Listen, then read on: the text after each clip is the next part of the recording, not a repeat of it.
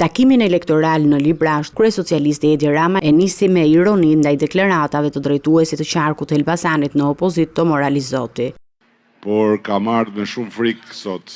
Kam ardhur me shumë frikë edhe gati isha duke u kthy mbrapsh se ka dalë njëri kënej që do në hajt gjallë.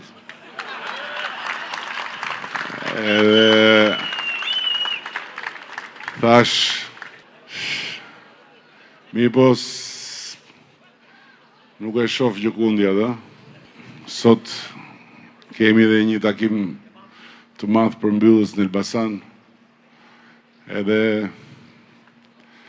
ju falenderoj shumë që jeni kaq shumë tu se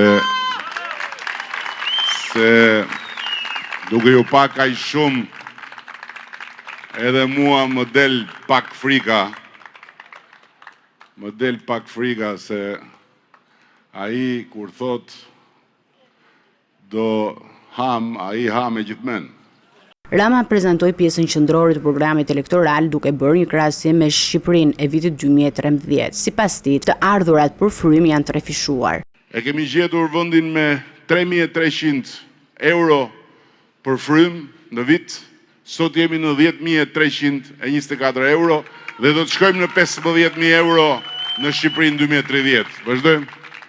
Kreu i qeverisë tha se borxhi publik është ulur dhe financat janë në bazë të qëndrueshme, ndërsa premtoi rritje të pensioneve.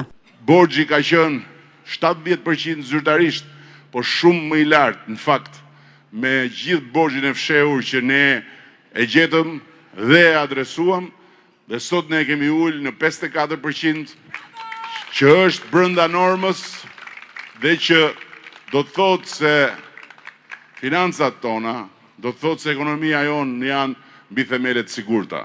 Për mandatit 4 të realizojmë që në Shqipërinë 2030 të mos ketë më asnjë pension nën 200 euro. Vazhdojmë.